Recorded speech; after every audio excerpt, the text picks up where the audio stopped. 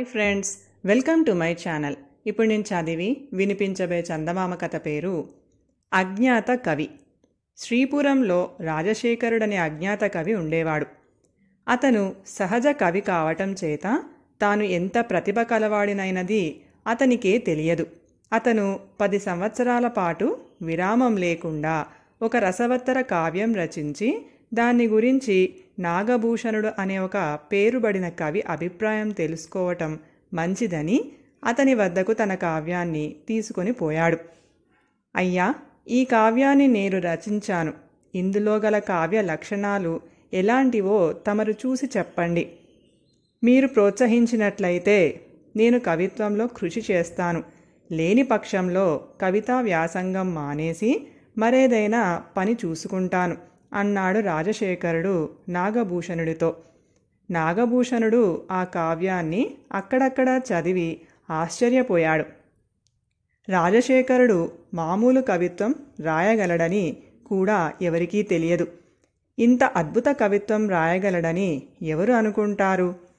ఆ కావ్యాన్ని తస్కరించాలని, దాని సహాయంతో రాజుగారి వద్ద బహుమానం పొందాలని నాగభూషణుడికి దుర్బుద్ధి పుట్టింది. దీన్ని శ్రద్ధగా చదివి నా అభిప్రాయం చెబుతాను. 2 వారాల అనంతరం కనిపించు అని నాగభూషణుడు రాజశేఖరుని పంపేసి ఆ కావ్యాన్ని తన చేతి వ్రాతతో నకలు చేసుకున్నాడు. 2 వారాల అనంతరం రాజశేఖరుడు వచ్చి, నా కావ్యం ఈ పాటికి మీరు చూసి ఉంటారు. మీ అభిప్రాయం తెలుసుకుందామని వచ్చాను అన్నాడు. నాగభూషణం ఆశ్చర్యం నటిస్తూ, కావ్యమా? ఏం కావ్యం అన్నాడు.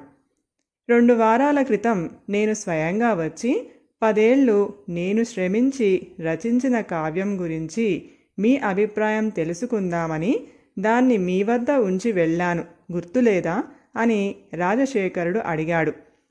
మీరేమైనా కలగన్నారా ఏమిటి? నాకు మీరు ఏ కావ్యము ఎన్నడూ ఇయ్యలేదు.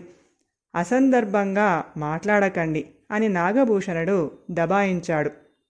మీరు గొప్ప కవి అయి ఉండి సాటి కవిని ఇలా అన్యాయం చేయటం భావ్యం కాదు అన్నాడు రాజశేఖరుడు దీనంగా. మీరు నాకు కావ్యం ఇచ్చానంటున్నారే, అప్పుడు ఎవరన్నా ఉన్నారా? నేను అబద్ధం ఆడిన పక్షంలో వారైనా నిజం చెబుతారు గదా అన్నాడు నాగభూషణుడు. సాక్షులెవరు లేరు అని తెలిసి. ఎవరూ లేరు అన్నాడు రాజశేఖరుడు. ఇక మీ మాట ఎవరు నమ్ముతారు? దయచేయండి అన్నాడు నాగభూషణుడు. మర్నాడు రాజశేఖరుడు రంగభూపాల మహారాజు ఆస్థానానికి వెళ్ళి తన గోడు విన్నవించుకున్నాడు. రాజు అతని మాటలు సానుభూతితో విని భటులను పంపి నాగభూషణుణ్ణి పిలిపించాడు. నాగభూషణుడు కావ్యంతో సహా ఆస్థానానికి వచ్చాడు. రంగభూపాలుడు కావ్యంలోని లేఖనాన్ని 2 లేఖనాలతోనూ పోల్చి చూశాడు. ఆ కావ్యంలోని లేఖనం నాగభూషణుడిది లాగానే ఉంది.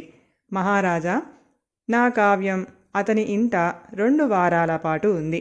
దాన్ని అతను తిరగ రాసి ఉండవచ్చు అన్నాడు రాజశేఖరుడు. ఆ కావ్యం శ్రీరామచంద్రుడికి అంకితం ఇయ్యబడి ఉండటం రాజు గమనించి, కవులారా, ఈ మధుర కావ్యాన్ని రచించినది మీలో ఎవరో తెలియదు గాని దాన్ని నాకు ఎవరు అంకితం ఇస్తే వారిని సన్మానిస్తాను అన్నాడు.